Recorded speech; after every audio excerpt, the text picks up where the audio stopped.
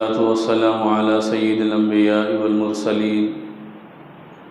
محمد وآله وأصحابه أجمعين ومن تبعهم بإحسان إلى يوم الدين أما بعد قال الله تبارك وتعالى أعوذ بالله من الشيطان الرجيم بسم الله الرحمن الرحيم يا أيها الذين آمنوا اتقوا الله حق تقاته ولا تموتن إلا وأنتم مسلمون صدق الله العظيم اللهم صل على سيدنا محمد وعلى آل سيدنا محمد وبارك وسلم اللهم صل على سيدنا محمد وعلى آل سيدنا محمد وبارك وسلم اللهم صل على سيدنا محمد وعلى آل سيدنا محمد وبارك وسلم۔ عزیزان محترم، معزز بزرگوں، قابل احترام بھائیوں، معاشرے کو سدھارنے اور سماج کو بہتر بنانے کے لیے جو ضروری اور بنیادی باتیں تھیں وہ گزشتہ تقریباً 5 جمعوں سے آپ حضرات کے سامنے ذکر کی جا رہی ہے کہ جن باتوں پر عمل کرنے کے نتیجے میں انسانی معاشرہ صحیح رخ پر چلے گا، اس معاشرے میں رہنے والے افراد صحیح زندگی گزارنے والے بنیں گے اور وہ اپنے لیے بھی اور دوسروں کے لیے بھی رحمت کا، الفت کا ذریعہ بنیں گے۔ اسی میں سے ایک بات یہ بھی ذکر کی گئی تھی جو اس موقع پر عرض کرنا ہے کہ معاشرے کو بچانے کے لیے اس معاشرے میں ارتداد کو پھیلنے سے روکنا ہے، یعنی لوگوں کا اسلام سے پھر جانا، کفر کے راستے کو اختیار کرنا، یہ بھی معاشرے کے لیے اور سماج کے لیے اور ایمان والوں کے لیے نہایت تباہ کن اور ان کو ہلاکت میں لے جانے والا ذریعہ ہے۔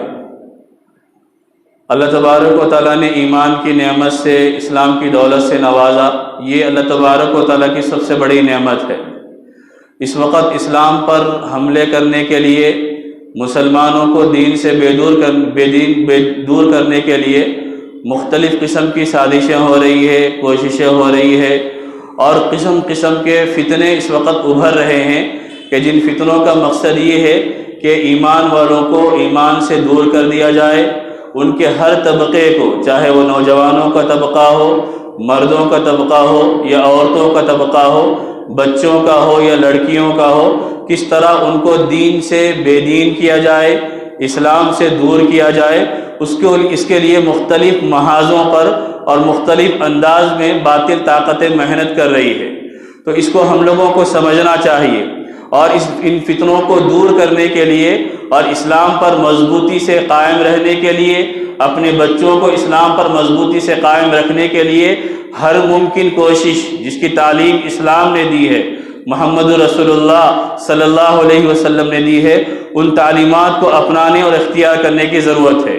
ارتداد کہتے ہیں اسلام سے پھر کر کفر کے راستے کو اختیار کرنا، یعنی ایک بندہ پہلے سے ایمان والا تھا لیکن وہ ایمان کو چھوڑ دے، اسلام کو چھوڑ دے اور کفر کے راستے کو اختیار کرے، مشرک بن جائے، کافر بن جائے یا کوئی اور مذہب اختیار کر لے۔ اس وقت ارتداد کی بھی بہت ساری قسمیں ہیں، جن میں سے صرف اس وقت ایک قسم کی طرف آپ حضرات کو توجہ دلانا ہے، وہ یہ ہے کہ مسلمان لڑکیوں کا غیر مسلموں کے ساتھ بھاگنا، ان کے ساتھ شادی کرنا، اپنے ایمان کو چھوڑ دینا، کفر کو اختیار کر دینا، یہ آئے دن روزانہ بڑھتے جا رہا ہے۔ اخبارات میں ہم پڑھ رہے، واقعات ہمارے سامنے آ رہے اور لوگ فارورڈ کرنے والے فارورڈ کر رہے میسیجوں کو اور یہ سمجھ رہے کہ ہم نے حق ادا کر دیا، لیکن اس کی وجوہات کیا ہے اور ہماری معاشرے میں ہماری نسل کو اسلام پہ کیسے مضبوط کرنا چاہیے، دین کی کیسی عظمت ان کے دلوں میں بٹھانا چاہیے، اس سلسلے میں ہمارے پاس کمی ہو رہی ہے،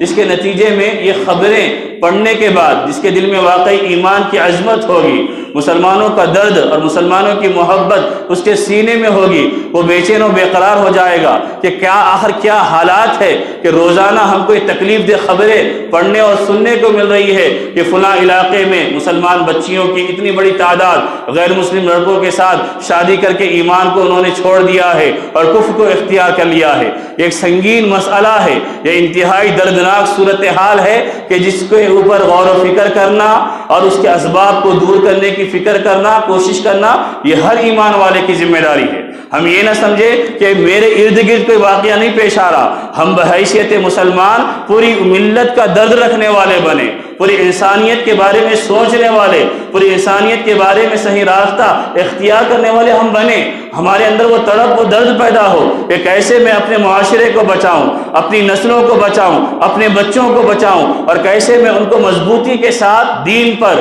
اسلام پر قائم رکھنے والا بنوں. تو سب سے پہلی چیز اسلام کی عظمت کو سمجھیں, اسلام کی عظمت کو سمجھائیں. قرآن کریم میں اللہ تبارک و تعالیٰ نے سورہ آل عمران میں فرمایا, یا ایھا الذین آمنوا اتقوا اللہ حق تقاتہ ولا تموتن الا وانتم مسلمون. اے ایمان والو, اللہ سے ڈرو جیسے اللہ سے ڈرنے کا حق ہے, اور تم اس حالت میں مرنا کہ تمہاری ایمان پر موت ہو. مسلمان ہونے کی حالت میں تم دنیا سے جانا, اسلام کے علاوہ کسی اور مذہب پر تمہاری موت نہیں آنی چاہیے. اللہ تبارک و تعالیٰ سورہ بقرہ ہی میں فرمایا کہ جو کفر کو چھوڑ کر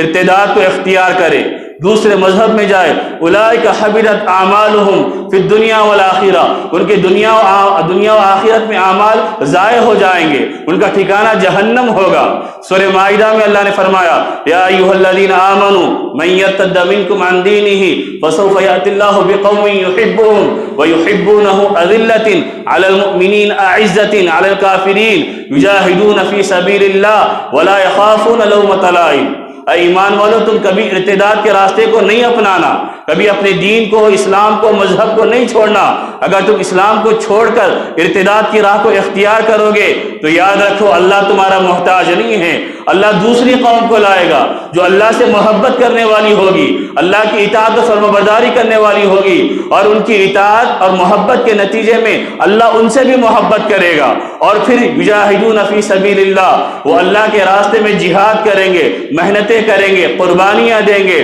اور کسی کی پرواہ نہیں کریں گے دین حق کی بات کو بتانے کے لیے اور دین حق کی بات کو پیش کرنے کے لیے. تو یہ قرآن میں اللہ تبارک و تعالیٰ نے امت کو آگاہ کیا اور یہ بتایا کہ اسلام سب سے بڑی نعمت ہے, سب سے بڑی دولت ہے. اللہ نے قرآن میں صاف فرمایا کہ اللہ اسلام کے علاوہ کوئی اور طریقہ, کوئی اور مذہب, کوئی اور کلچر, کوئی اور طرز زندگی انسانوں کے لیے پسند نہیں کرتا, صرف اسلام ہی کو اللہ تبارک و تعالیٰ پسند کرتا ہے. یہ آج ہماری ضرورت ہے کہ ہم اپنے بچوں کے ذہن و دماغ میں اس بات کو بٹھائیں کہ ایمان تمہارے لیے سب سے زیادہ عزیز ہے. انبیاء کرام علیہ السلام کی فکروں کو, ان کی تڑپ کو بتائے کہ حضرت یعقوب علیہ السلام وقت کے پیغمبر ہے, پیغمبروں کا پورا خاندان ہے, باپ پیغمبر ہے, خود پیغمبر ہے, دادا پیغمبر ہے, چچا پیغمبر ہے, بیٹا پیغمبر ہے. اس کے باوجود یہ فکر, یہ تڑپ اور یہ بے چینی ہے کہ اپنی اولاد کو مرنے سے پہلے بلا کر یہ پوچھ رہے ہیں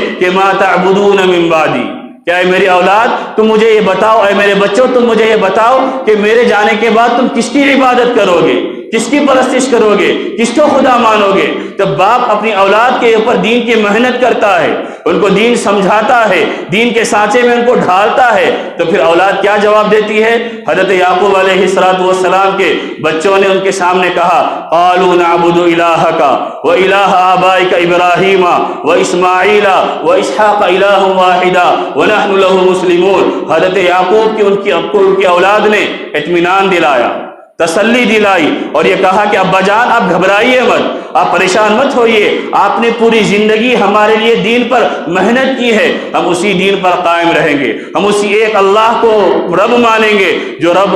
ابراہیم کا بھی ہے, اسماعیل کا بھی ہے, اسحاق کا بھی ہے, ہم اسی کو مانیں گے. وَنَحْنُ لَهُ مُسْلِمُونَ, اور اسی کی اطاعت اور فرمانبرداری کرنے والے بنیں گے. حضرت یوسف علیہ السلام کے بارے میں قرآن کریم میں ذکر کیا گیا کہ انہوں نے اللہ سے دعا کی, توفنی مسلما والحقنی بالصالحین, اے اللہ میری آپ سے التجا ہے کہ مجھے ایمان کی حالت میں, اسلام کی حالت میں, اطاعت کی حالت میں موت دینا اور نیک لوگوں کے ساتھ مجھے شامل کر دینا. تو میرے بزرگوں، میرے بھائیوں، یہ ایک اہم ترین چیز ہے، یہ سب سے بڑا سرمایہ ہے کہ جو بتایا گیا اسلام اللہ تبارک و تعالیٰ کی عظیم الشان نعمت ہے۔ اس نعمت کو سمجھنے والے، اس کی قدر کرنے والے، اس نعمت کو جاننے والے بنے۔ اور آج جتنی تیزی کے ساتھ بے دینی پھیلائی جا رہی ہے، ارتداد پھیلایا جا رہا ہے، اس کی وجوہات کو تلاش کرے کہ مسلمان لڑکی غیر مسلم کے ساتھ بھاگ رہی ہے، شادی کر رہی ہے۔ اتنے واقعات اطراف کے، اکناف کے، دیہاتوں کے،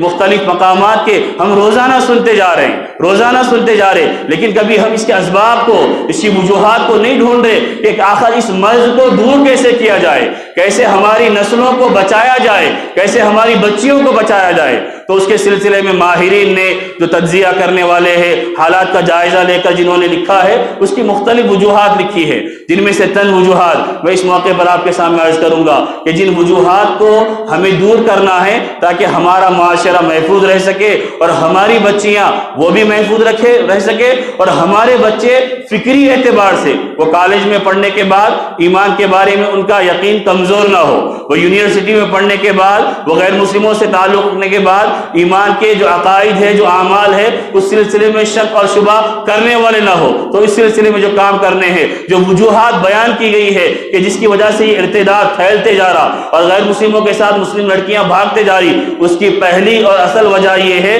کہ ہم نے اپنے بچوں کو ایمان کی بنیادی اور ضروری چیزیں نہیں بتائی۔ عقیدہ کیا ہے، اللہ تبارک و تعالیٰ نے کن چیزوں کی تعلیمات دی ہے، نبی کریم صلی اللہ علیہ وسلم نے کیا چیزیں بتائی ہے، ہم نے وہ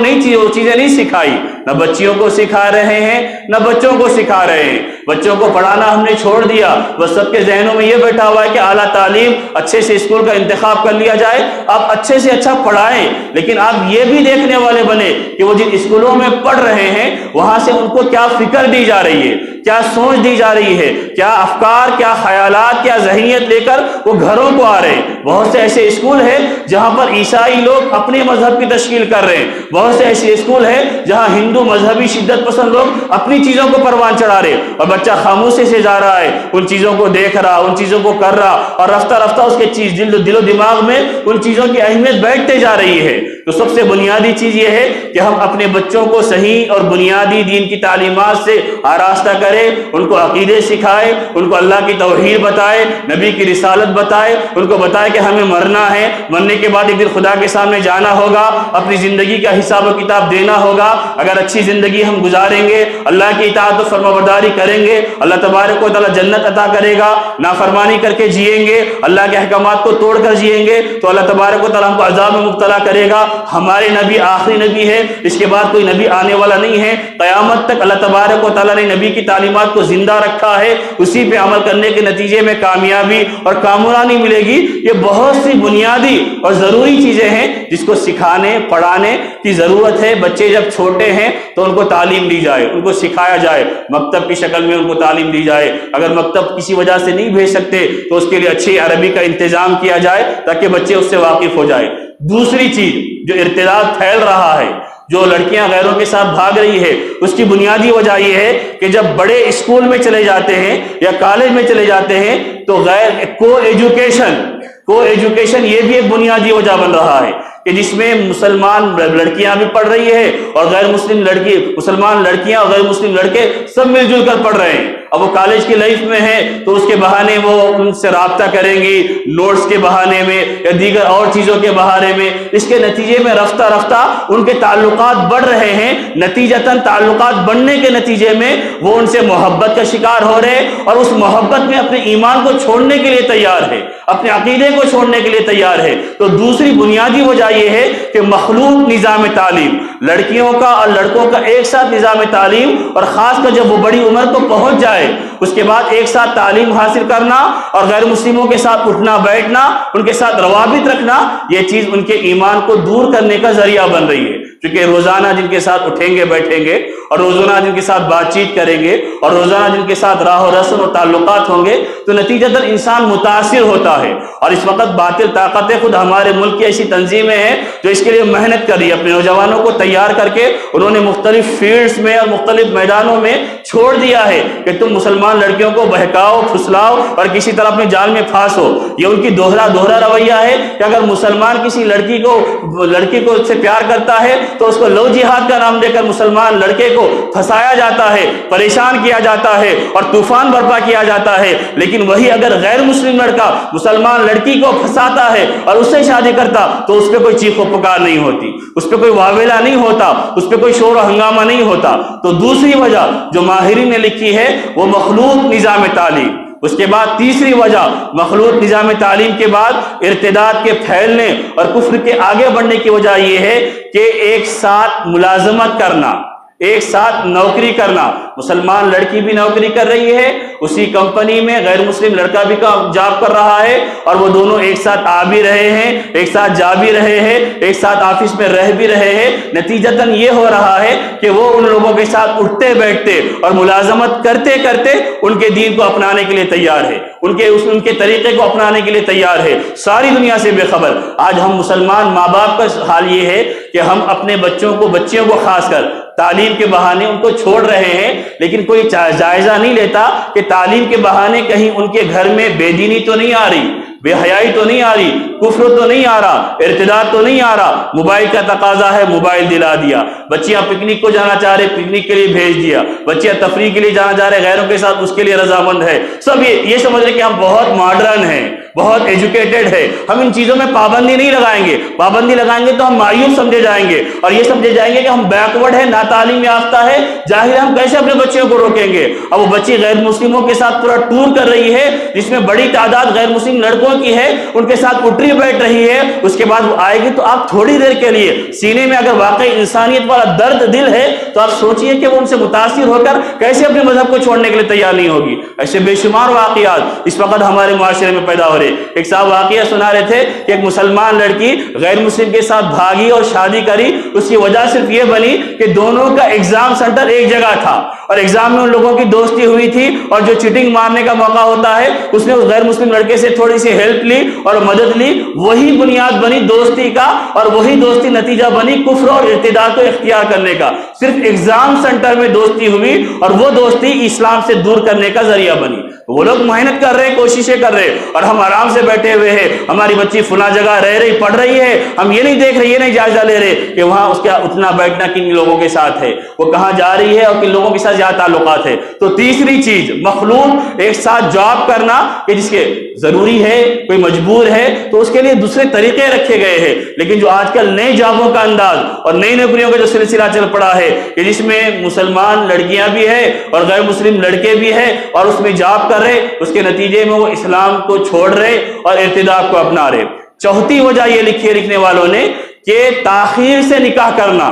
لیٹ شادی کرنا اور شادی کو مہنگا کر دینا۔ شادی جلدی نہیں کر رہے۔ ابھی حال میں آپ نے واٹس ایپ وغیرہ پر ایک مسلمان بہن کا ویڈیو سنا ہوگا کہ جو درد مندانہ اپیل کر رہی ہے کہ جب شادی کا پیغام آ جائے تو تعلیم کے بہانے شادی کو مؤخر مت کرو، شادی کو انکار مت کرو، اس لیے کہ میں نے تعلیم کے بہانے میں میرا ذہن تھا اعلیٰ تعلیم پانے کے بعد شادی کروں گی، لیکن نتیجہ یہ ہوا کہ میری عمر بڑھ گئی، اب کوئی مجھے رشتہ نہیں مل رہا ہے، لوگ مجھے انکار کر رہے کہ بڑی عمر کی لڑکی ہو گئی۔ تو شادی کو تاخیر سے کرنا اور شادی کو مہنگی کرنا یہ بھی بنیادی وجہ ہے کہ جس کی وجہ سے مسلمان لڑکیاں ارتداد کا شکار ہو رہی اور غیر مسلموں کے ساتھ بھاگ رہی۔ اب وہ کیسے آپ سمجھیں گے کہ شادیوں کو مہنگا کیا جا رہا ہے، شادیوں کو تاخیر سے کیا جا رہا؟ شادیاں مسلم لڑکیوں کا معاملہ یہ ہے، تعلیم تعلیم تعلیم، ایسا ذہن بنا دیا گیا کہ تمہیں آگے بڑھنا ہے لہذا تعلیم پہلے پاؤ۔ اب وہ جتنی تعلیم پائیں گے اس کے بعد شادی کریں گے تو ادھر لڑکے کی عمر بھی بڑھ رہی ہے، لڑکی کی عمر بھی بڑھ رہی ہے، اور نتیجہ یہ ہے کہ شادی مہنگے کرنے کے نتیجے میں ہر باپ کے پاس جہیز دینے کی استطاعت نہیں ہوتی، اتنی وسعت اور مالی گنجائش نہیں ہوتی۔ نتیجتاً یہ ہے کہ باپ غریب ہے، شادی کرنے کی شکت نہیں ہے، وہ مسلمان لڑکی غیر مسلم کے ساتھ تعلقات بنا رہی ہے۔ ایک صاحب نے واقعہ لکھا ہے کہ ایک محلے میں ایک مسلمان لڑکی غیر مسلم کے ساتھ روزانہ لوگوں کو پارک میں دکھائی دے رہی تھی۔ ایک دن دیکھا، 2 دن دیکھا، 3 دن دیکھا، جب مسلسل دکھنے لگی تو کچھ لوگ جا کر اس کے باپ سے بولے کہ آپ کی بچی روزانہ فلاں غیر مسلم کے ساتھ پارک میں دکھائی دے رہی ہے، آپ منع نہیں کرتے۔ تو باپ نے کہا کہ میں منع کرتا، لیکن کیا کروں، کئی سال میں نے اپنی بچی کی شادی کرنا چاہی اور اس کے لیے میں نے رشتے ڈھونڈے، لوگوں سے منت سماجت کی، لیکن جو بھی آتا وہ منہ کھول کے آتا اور اتنا بڑا ڈیمانڈ کرتا کہ میرے پاس دینے کی اتنی صلاحیت نہیں ہے، نتیجہ میں اپنی بچی کی شادی نہیں کر سکا اور میری بچی کی عمر بڑھ گئی ہے اور کوئی مسلمان نوجوان شادی کرنے کے لیے بھی تیار نہیں ہے، اس کی وجہ سے میری لڑکی غیر مسلم کے ساتھ جا رہی ہے، اب آخر میں کتنا روکوں، کب تک روکوں؟ میرے بزرگوں، میرے بھائیوں، یہی صورتحال ہمارے معاشرے کی ہے۔ ہم نے شادی کو بہت بڑا بوجھ بنا لیا، شادی اتنے لاکھوں کی ہونا، اتنے ہزاروں کی پبلک ہونا، اتنے ڈشز کا اہتمام ہونا، جب یہ ساری چیزوں کو ہم معیار بنائیں گے تو غریب لڑکیوں کی شادی کون کرے گا، ان کے اخراجات کون برداشت کرے گا؟ اگر وہ اپنی جائز حاجت کو پوری نہیں کریں گے تو پھر ناجائز طریقوں سے وہ لوگوں کے ساتھ جانے والے بنیں گے، وہ غیروں کے ساتھ جائیں گے، اپنی حیا اور شرم کا بھی سودا کریں گے اور اپنے ایمان کو بھی بیچ دیں گے، اپنے ایمان کو بھی بیچیں گے۔ تو یہ شادیوں کو مہنگی کرنا۔ بعض اوقات ایسے بھی واقعات ہوتے ہیں کہ ہمارے بعض نوجوان کسی مسلمان لڑکی کو غیر مسلم کے ساتھ دیکھ لیتے، دیکھنے کے بعد وہ آ کر کہتے کہ میں تو بے چین و بے قرار ہو گیا کہ فلاں لڑکی برقعے میں تھی اور ایک ہندو کے ساتھ نظر آ گئی، میں بھگایا، بچے کو مارا، لڑکی کو بھگایا۔ یہ غیرت مند نوجوان ہے جس کے اندر کسی نہ کسی درجے میں غیرت ہے، لیکن یہی غیرت مند نوجوان، اس کی غیرت کہاں مر جاتی ہے جب شادی کا مرحلہ آ جاتا ہے۔ جب شادی کی بات آتی ہے وہ بھی ڈیمانڈ کرتا ہے کہ مجھے 5 لاکھ چاہیے، مجھے اتنے لاکھ چاہیے، مجھے یہ گاڑی چاہیے، مجھے یہ صوفے چاہیے، یہ ڈیکوریشن کا معاملہ چاہیے۔ کہ اگر اس کے اندر واقعی غیرت ہوتی اپنی ایمان کی اور اپنی برادری اور ملت کی، تو جس طرح غیر مسلم لڑکی کے مسلمان لڑکی کو غیر مسلم کے ساتھ بھاگتا ہوا دیکھ کر وہ بے چین ہوا تو اس کا حل تلاش کرتا کہ اس کی وجہ یہ ہے کہ ہماری شادیاں مہنگی ہو گئی، میں شادی کو آسان کروں گا، میں بوجھ نہیں بناؤں گا تاکہ ہر بہن کی شادی آسانی کے ساتھ ہونے والی بنے۔ تو چوتھی چیز یہ بیان کی گئی ہے کہ شادی کو دیر سے کرنا۔ شادی کی عمر ہے، نہیں کر رہے تو اس کے نتیجے میں پھر اس کے بعد مرحلے پیدا ہوں گے۔ بچے بھی شادی وقت پر نہیں کر رہے، بچے ابھی نہیں کر رہے، بچے اس بات سے نہیں کر رہے کہ کمانا ہے، اس کے بعد کمانے کے بعد پورا گھر بنے گا، سب بنے گا، اس کے بعد شادی کریں گے۔ جب یہاں ان کی عمر 30 سے 35 سال ہو جائیں گی، ایسے ہی آپ کو دولہے مل رہے ہیں آج کل۔ آپ دولہوں کی فوٹوਆਂ دیکھیے، کوئی کم عمر دولہا آپ کو نظر نہیں آتا، جبکہ اللہ کے نبی نے فرمایا کہ جیسے ہی اللہ تبارک و تعالیٰ استطاعت دے تم شادی کر لو۔ اتنے بڑے بڑے دولہے نظر آ رہے کہ گویا کہ وہ انکل ہے اور ان کی خود شادی نہیں ہو رہی، وہ کسی شادی میں جا کر ٹھہرے ہوئے ہیں۔ اللہ تبارک و تعالیٰ نے آسان فرمایا، قرآن میں اللہ کے نبی صلی اللہ تبارک و تعالیٰ نے فرمایا کہ جو بے نکاح ہے وہ نکاح کر لے، اگر وہ تنگ دست ہے وہ نکاح کریں گے حلال کے لیے، اللہ ان کی تنگ دستی کو دور کر دے گا۔ اللہ کے نبی نے فرمایا جو سیدھی سادی شادی کرے گا وہ سب سے زیادہ برکتوں والی ہوگی، اس میں کم خرچ ہوگا۔ میرے بزرگوں، میرے بھائیوں، یہ چند بنیادی چیزیں ہیں کہ جس کی وجہ سے مسلمان لڑکیاں غیروں کے ساتھ بھاگ رہی ہے۔ اگر ہم واقعی ملت کا درد رکھتے ہیں، ہم ہمدردی کا برتاؤ کرنا چاہتے ہیں، ہمارے لیے ہمارے سینوں میں محبت ہے انسانیت کی، ملت کی بیٹیوں کی اور ملت کی بہنوں کی، کہ ہماری بہنیں غیروں کے ساتھ نہ بھاگے، تو اس کے لیے بنیاد سے ہمیں تربیت کرنا پڑے گا، تعلیم دینا پڑے گا کہ ہمارے گھرانوں میں حیا ہو، پردہ ہو، شرم کا رواج ہو، پردے کا رواج ہو، پردے بتایا جائے کہ کیسے پردہ کیا جاتا ہے۔ اس کے بعد ہم اپنے بچوں کو، بچیوں کو دین کی تعلیم سے آراستہ کریں۔ کتنے واقعات صحابہ کے، تابعین کے نہیں ہے کہ جنہوں نے اس ایمان کے لیے، اسلام کے لیے بڑی بڑی قربانیاں دی، بڑے بڑے مجاہدے برداشت کیے۔ یہ ایمان و اسلام اتنا آسان نہیں ہے۔ کامیابی اللہ نے اس وقت فرمائی کہ جب تم اس ایمان کو بچا کر لے جاؤ خدا کے پاس۔ اگر تم کلمہ لا الہ الا اللہ پڑھتے ہو اور اسی پر تمہاری موت آ گئی، تمہارے پاس دنیا میں دولت نہیں ہے، مال و وسعت نہیں ہے، فراخی نہیں ہے، لیکن تم دنیا میں کامیاب ہو جاؤ گے۔ لیکن سب کچھ ہے، مال ہے، دولت ہے، آسائش ہے، آرام و راحت ہے، لیکن ایمان نہیں ہے، اپنی اولاد کی ایمان کی فکر نہیں ہے، تو ہم سے زیادہ محروم، ہم سے زیادہ بدنصیب کوئی اور نہیں ہوگا۔ تو اگر ہم یہ چاہتے ہیں اپنا معاشرہ بنے، ہمارا سماج بنے، ہمارے نوجوان صحیح راستوں پہ آئے، ہماری لڑکیاں حیا کے ساتھ، پاک دامنی کے ساتھ زندگی گزارنے والے بنے، تو جو چور راستے ہیں جہاں سے ایمان کے ڈاکے ڈالنے والے، ایمان کے لٹیرے داخل ہوتے ہیں، ان راستوں کو بند کرے اور معاشرے کو صحیح بنائے، بچوں کے وقت پہ شادیاں کرے، ان کی صحیح تربیت کرے، ان کو عقائد سکھائے، ان کو دین کی تعلیمات سے آراستہ کرے، بچیوں کو حیا کی تعلیم دے، غیروں کے سامنے نکلنے سے منع کرنے والی روایتوں کو، احادیث کو بتائے، ازواج مطہرات کی سیرت کو اور ان کی زندگی کو ان کے سامنے پیش کرے، اللہ کے نبی کی بیٹیوں کی زندگی کو ان کے سامنے پیش کرے۔ جب یہ معاشرے کا رواج اس انداز میں آگے بڑھے گا اور اس انداز میں ہم اپنے گھروں کو پروان چڑھانے کی فکر کریں گے اور محلے کا جائزہ لیتے رہیں گے تو پھر انشاءاللہ یہ ارتداد کے جو لہریں چل رہی ہے اور ارتداد کا جو طوفان آ رہا ہے وہ ناکام ہوگا. اور باطل چاہے جتنی محنت لگا لے، طاقت لگا لے، کوشش کر لے، ہم ان کی ساری کوششوں کو ناکام کر سکتے ہیں، لیکن شرط یہ ہے کہ میرے اندر، آپ کے اندر اور ملت کے ہر فرد کے اندر کا سویا ہوا ایمان جاگے، ایمانی غیرت بیدار ہو، تاکہ ہم بھی صحیح معنی میں دین پر چلے اور ہم جب دنیا سے جائے تو ہمیں اطمینان ہو کہ ہم نے ایسی تربیت کی، ایسے سانچے میں ڈھالا، ایسے اصول و ضابطے کے ساتھ ان کو تیار کیا کہ ہمارے جانے کے بعد بھی ہماری اولادیں ہمارے لیے آخرت میں اجر کا ذریعہ، ثواب کا ذریعہ اور نیک نامی کا ذریعہ بنے گی، رسوائی کا، ذلت کا، ندامت کا اور شرمندگی کا ذریعہ نہیں بنے گی. تو میرے بزرگوں، میرے بھائیوں، واقعات پڑھ لینا آسان ہے، خبریں پڑھ لینا آسان ہے، قصے کہانیاں سن لینا آسان ہے، لیکن اس کا تدارک کرنا، اس کو حل کرنے کے لیے میدان میں قدم رکھنا، یہ اصل کام ہے جو اس وقت ملت کو کرنا چاہیے، تاکہ ہم صرف زبانی بحثوں سے یا زبانی جمع خرچ سے حالات کو سدھار نہیں سکتے. حالات کو سدھارنے کے لیے ہم اپنے گھر سے لے کر محلے تک اور اس کے بعد آگے کی فکر کرنے والے بنیں گے تو پھر حالات بھی بدلیں گے اور حالات بہتر بھی ہوں گے اور اللہ تبارک و تعالی ہماری نسلوں کو ایمان پر قائم رکھے گا. تو میں نے شروع میں ذکر کیا تھا ارتداد مختلف قسموں کا ہے. کچھ ارتداد وہ بھی ہے جو ذہنوں میں، دماغ میں قرآن حدیثوں کے اوپر شک اور شبہ پیدا کر کے بھی کیا جاتا ہے. کچھ ارتداد وہ بھی ہے جو نبی کی خاتمیت، نبی کے آخری ہونے کو پھیر کر بھی کیا جاتا. مختلف قسم کے ارتداد ہے، لیکن یہاں پر غیر مسلم لڑکوں کے ساتھ مسلمان لڑکیوں کا بھاگ کر مرتد ہونے کی جو وجوہات ماہرین نے بیان کی ہے وہ آپ کے سامنے ذکر کی ہے، تاکہ ہم ان کو سمجھ کر اس کو دور کرنے والے بنے. ہمارا معاشرہ پاک ہوگا، چراغ سے چراغ جلتے ہیں، روشنی سے روشنی پھیلتی ہے اور معاشرے کو اجالا ملتا ہے. تو ہماری کوششیں انشاءاللہ معاشرے کے لیے صحیح ثابت ہوں گی. دعا فرمائے کہ اللہ تبارک و تعالی کہنے سننے سے عمل کی توفیق عطا فرمائے. وآخر دعوانا الحمدللہ رب العالمین.